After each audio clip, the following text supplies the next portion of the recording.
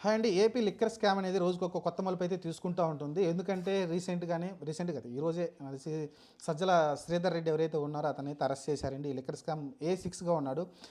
అలానే మీరు చూసుకుంటే A1గా రాజకాశి రెడ్డి అయితే అతనైతే పరారులో ఉన్నా అంటున్నాడు. అసలు ఇండియాలో ఉన్నాడో లేదో తెలియదు.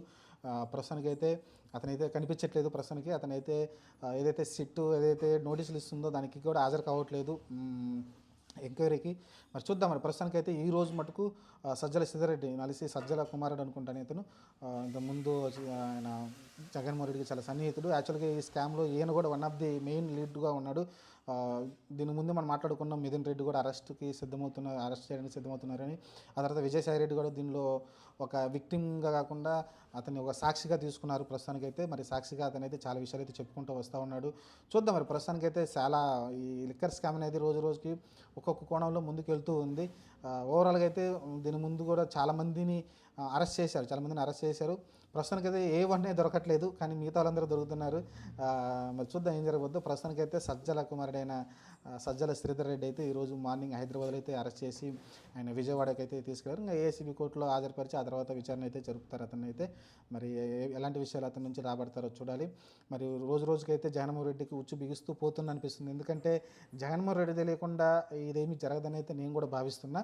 మరి జగన్మోహన్ రెడ్డి దాకా వెళుతుందా లేదని చూడాలి.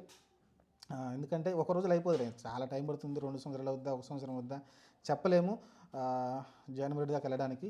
మరి ఆ లోపు మరి ఈ కేసుని మధ్యలోనే ముగించేస్తారా ఎలాంటి క్లూ లేకుండా, లేకుంటే విజయసాయి రెడ్డి ఏమన్నా ఇంకా ఇంకా అంటే స్ట్రాంగ్ విషయాలు బయట పెట్టాడనుకో, స్ట్రాంగ్ విషయాలు బయట పెడితే అప్పుడు ఇంకా ఛాన్స్ అయితే ఉంటుంది. ప్రస్తుతానికైతే చాలా చాలా సీరియస్గా అయితే ముందుకెళ్తుంది ఈ కేసు అయితే, లిక్కర్ స్కామ్స్ కేసు. చూద్దాం మరి. ఎందుకంటే రాజకేశ్ రెడ్డి మెయిన్ దొరకాలి. అతను దొరికితే కానీ విచారణ చేస్తే చాలా విషయాలు బయటకు వస్తాయి.